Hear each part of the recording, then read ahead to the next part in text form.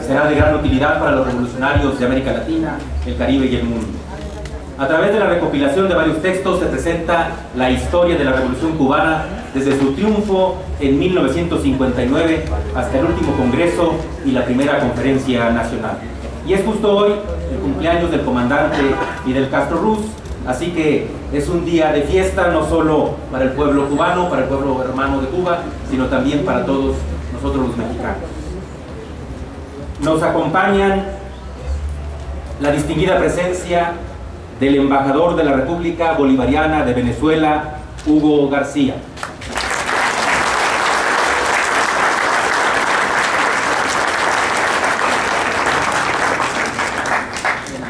También el embajador de la República Saharaui, Ahmed Mulay Ali.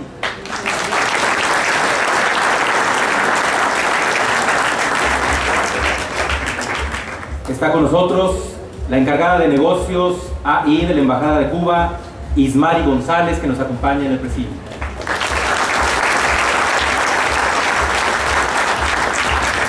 Queremos saludar también amigablemente al gran compañero y camarada Antonio del Conde, el Cuate.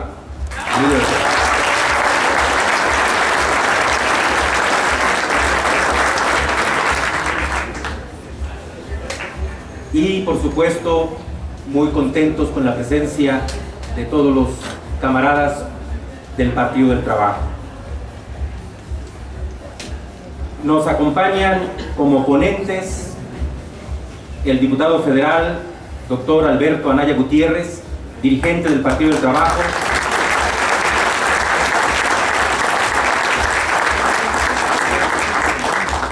fundador del histórico Frente Popular Tierra y Libertad en Monterrey, Nuevo León, y también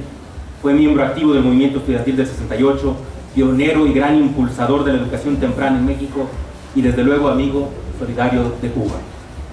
También están como ponentes Carlos Facio, reconocido académico e historiador uruguayo,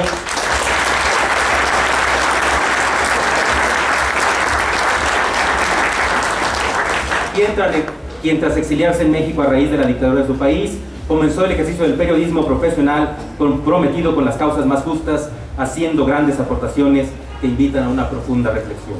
Ha publicado trabajos de investigación y artículos de opinión en el periódico La Jornada, enfocados a temas tales como la seguridad hemisférica, narcotráfico, economía de guerra, entre otros.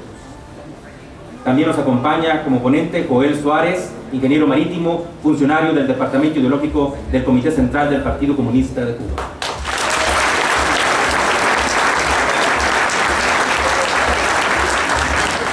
Y saludamos también la presencia de Germán Acosta, del Departamento de Relaciones Internacionales del Comité Central del Partido Comunista de Cuba.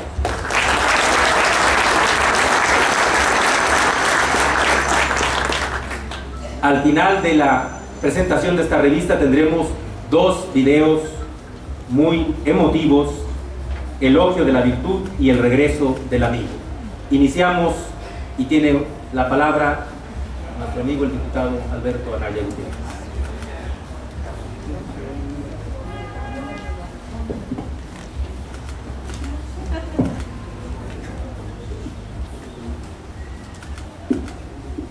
El Partido del Trabajo tiene un esfuerzo sistemático, no nada más para tocar temas de coyuntura en relación a aspectos nacionales e internacionales, sino también tenemos dentro de nuestro esfuerzo una revista de análisis, discusión y debate teórico. En este aspecto es importante porque hay que abordar aspectos sociohistóricos,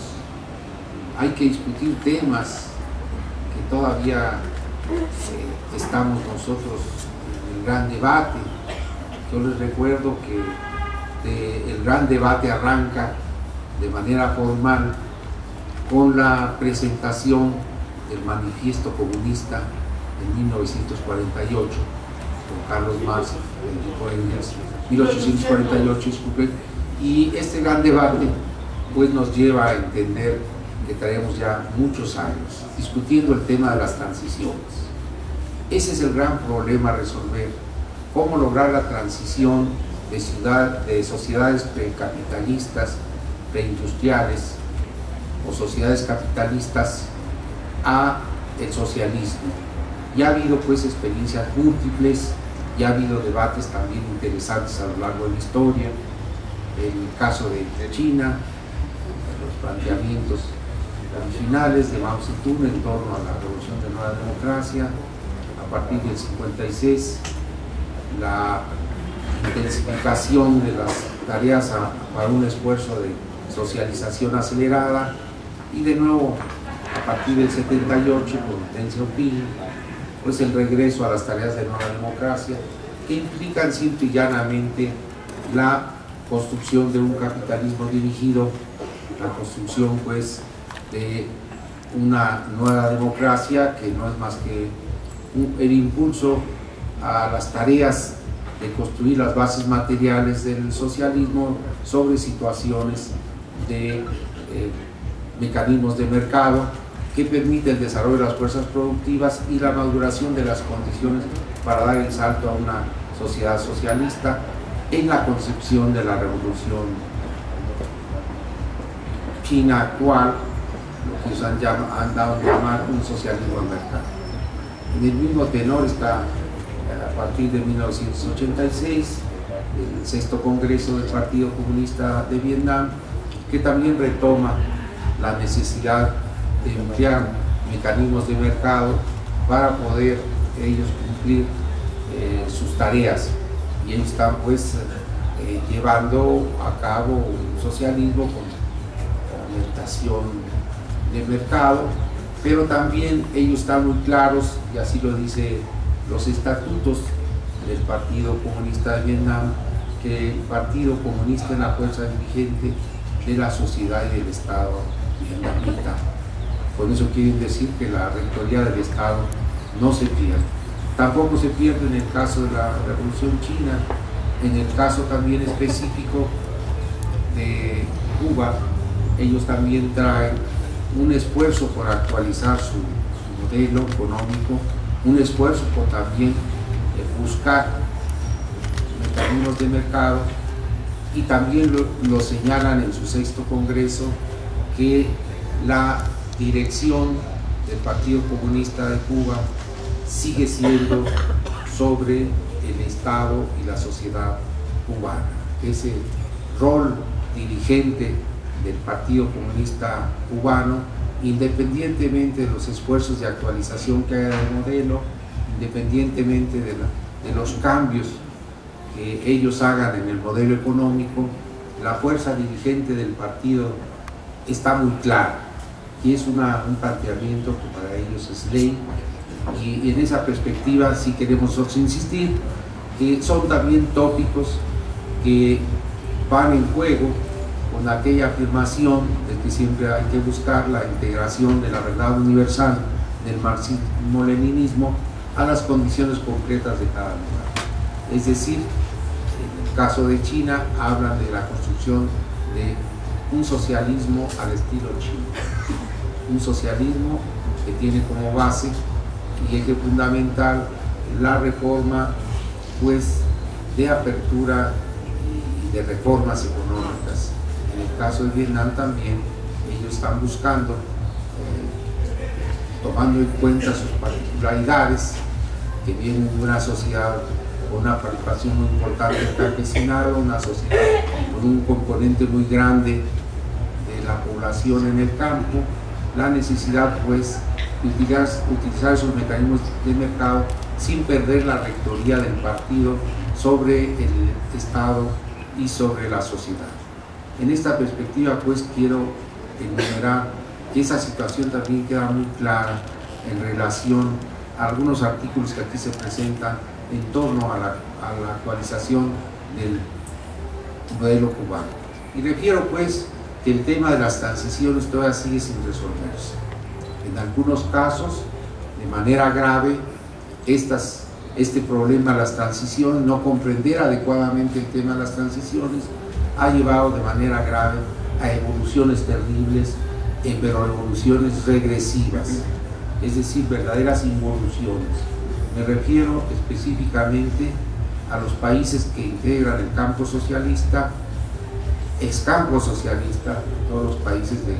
Europa Oriental, y también a la desintegración de la Unión Soviética, 15 repúblicas, en donde se dio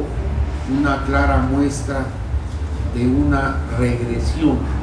histórica muy lamentable. El propio Putin consideró en una de sus declaraciones que la catástrofe más grande del siglo XX fue la caída del campo socialista y la desintegración de la Unión Soviética, reconocidos pues al tiempo. Pero esa situación parte de que no hubo una correcta forma de abordar el tema de la transición del capitalismo y sociedades precapitalistas al socialismo, que llevó pues a situaciones graves de retrocesos como los que hoy se enfrentan en toda Europa Oriental y desde luego en lo que fue la Unión Soviética, representada hoy por 15 repúblicas. Aquí pues esta revista busca enfrentar y presentar un enfoque sociohistórico en la Revolución Cubana.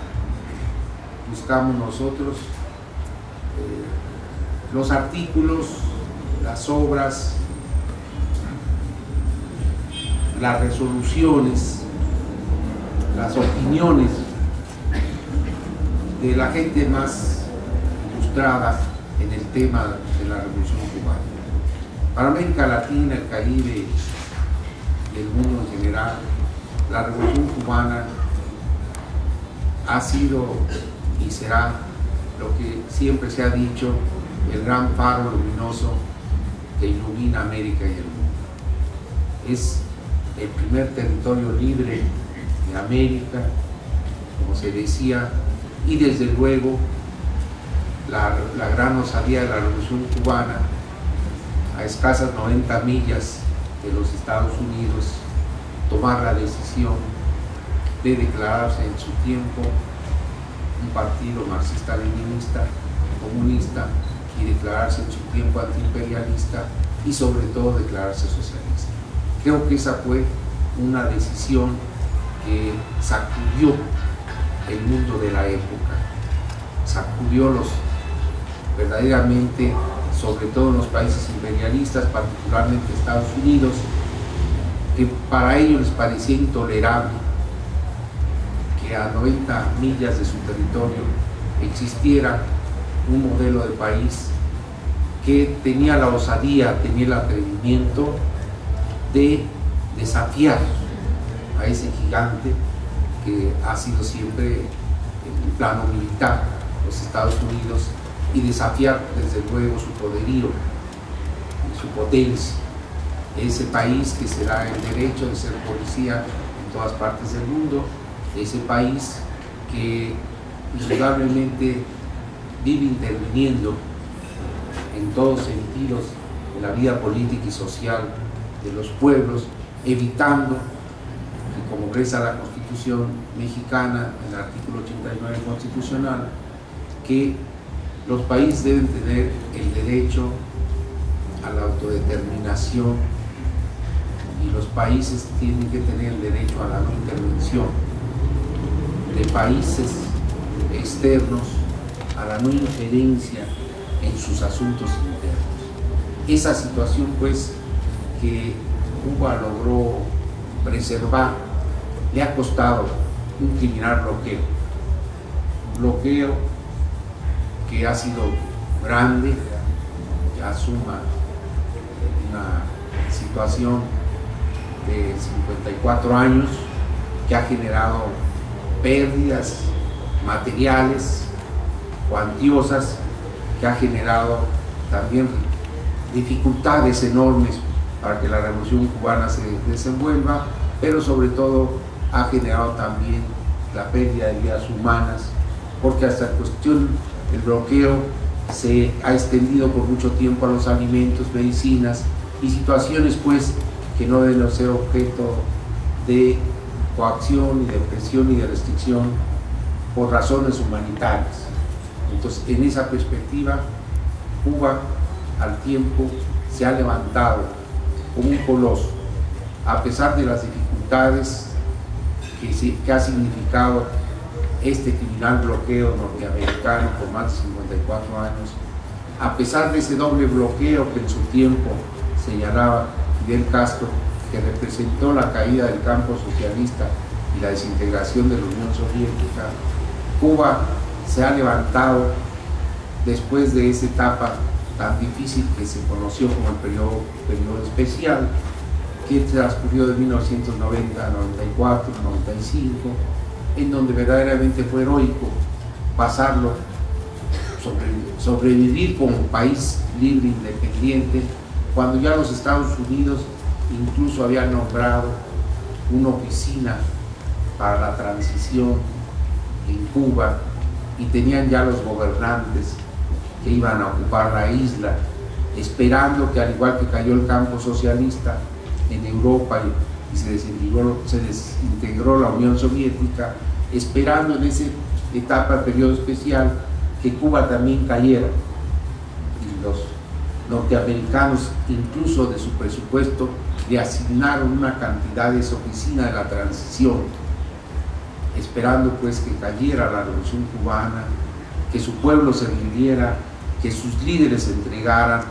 y que esa situación se generara una catástrofe, una caída y el regreso pues de un gobierno pelele a las órdenes de los Estados Unidos. Eso no ocurrió. Ese es el gran mérito de Fidel Castro, el gran mérito de Raúl Castro, el gran mérito del Partido Comunista y el gran mérito, desde luego, del pueblo cubano. Ese espíritu indoblegable, que no se rindieron ante esa situación de acoso y de asfixia. Y por el contrario, hemos visto cómo hoy se mantienen como una potencia en el plano de la biotecnología, una potencia deportiva, una potencia educativa, una potencia también en el área médica, y a pesar del bloqueo, hoy por hoy es, junto con otros países, el país más culto del mundo. Es una sociedad de preparatoria arriba, la primera que logró vencer el analfabetismo, que fue declarada en su momento por la ONU, primer territorio libre de analfabetismo, y esa situación en América Latina y el Caribe, y esa situación pues ahora sí que le pese a quien le pese, esto es historia, esto no está debate. Ahí están pues los logros de la Revolución Cubana, ahí están sus méritos, ahí están pues sus realizaciones. En esa perspectiva se presentan en esta revista algunos temas que son motivos de reflexión y deben ser motivo también de estudio. Artículos tales como el análisis histórico de la revolución de Fidel Castro, el socialismo y el hombre nuevo del Che Guevara, la lucha ideológica. Acuérdense ustedes que Fidel siempre ha hablado de la gran batalla de ideas, que es fundamental en toda sociedad. De Fidel, la revolución cubana y el socialismo, de Adolfo Sánchez Vázquez, orden, disciplina y la exigencia, en donde se dan lineamientos precisos en torno a la actualización del modelo cubano y las nuevas políticas económicas sociales que se buscan implementar, necesidad de la unidad de la izquierda en América Latina y el Caribe, por el comandante José Ramón Balaguer, hoy jefe de Relaciones Internacionales del Partido Comunista en Cuba, en donde hace un análisis muy detallado de por qué esta unidad fue clave para que en muchos países de América Latina, si no por la fuerza de las armas, sí por la fuerza de las urnas, se esté logrando la conquista del poder, la conquista de intronizar gobiernos de izquierda. Tal es el caso de Venezuela, con Hugo Chávez a la cabeza en su momento, el caso de Bolivia, con Evo Morales, el caso también de Rafael Correa, el caso de Ecuador, el caso también importante de Nicaragua, con Daniel Ortega, el caso de El Salvador, con el Frente Farabundo Martí, el caso incluso importante de Uruguay, hoy con José Mujica a la cabeza, el caso de Brasil, con el Partido de los Trabajadores, en Argentina mismo, el caso de Cristina, que también es relevante, y situaciones pues que esperemos que en este año de nueva cuenta Chile pueda ser ganada por las fuerzas de centro izquierda y también sea un país que podamos contar que forma parte de esa gran rebelión que está dando en América Latina y el Caribe, que no es más que una rebelión contra el imperialismo, es una rebelión contra el modelo neoliberal y es una rebelión buscando proyectos alternativos de nación. Es pues este análisis importante que hace en su momento José Ramón Balaguer en este texto. Desde luego también busca actualizarse, sacando materiales de última generación que son importantes para dar rumbo, para señalar dirección y dar futuro a la Revolución Cubana, como el informe central al 6º Congreso del Partido de Raúl Castro, la resolución sobre el informe central, donde se trazan ya señalamientos específicos y concretos para actualizar el modelo económico y social que actualmente tiene Cuba, la resolución sobre los lineamientos de la política económica y social del partido y la revolución, y desde luego también de la nueva generación el escrito de Gran País, tributo permanente, recordación de Miguel Díaz-Canel. Son pues los textos,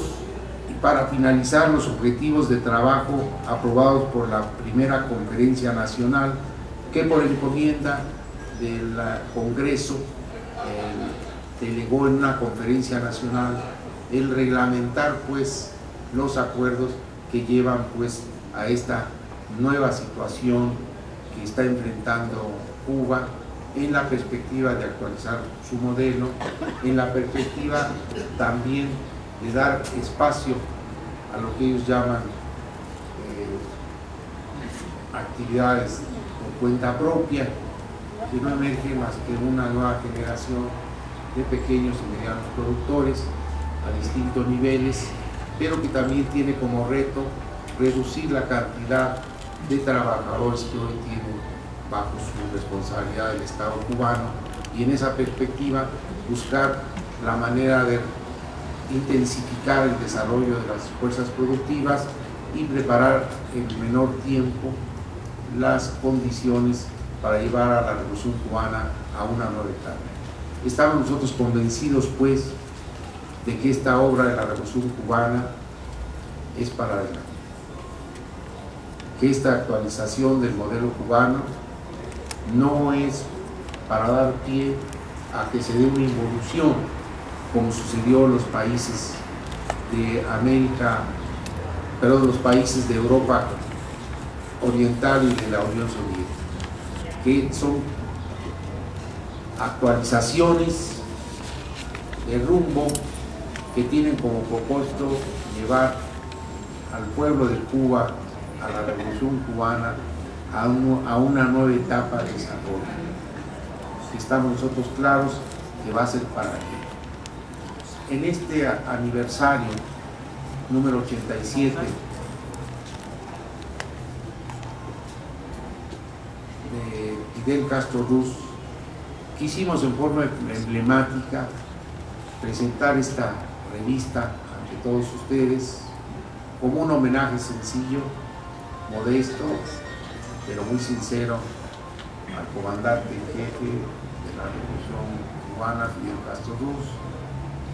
a Raúl Castro, y desde luego al pueblo heroico y a la Revolución Cubana, que estamos nosotros convencidos